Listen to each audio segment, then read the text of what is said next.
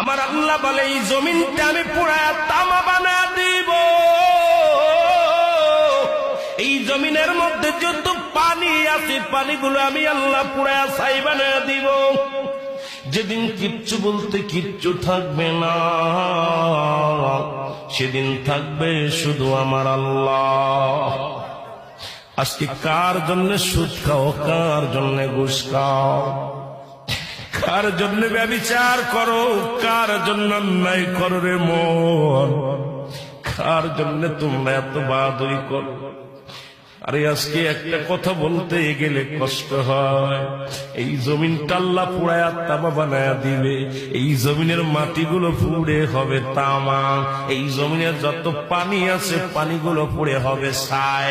এই দুনিয়ার মধ্যে কিচ্ছু যেদিন থাকবে না, ওই তুরস্কের কত বাহাদুর, কত টাকাওয়ালা মিনিটের মধ্যে 30 সেকেন্ডের ভূমিকম্পে পথের ফকির হয়ে গেছে, রাস্তার ভিখারি হয়ে গেছে।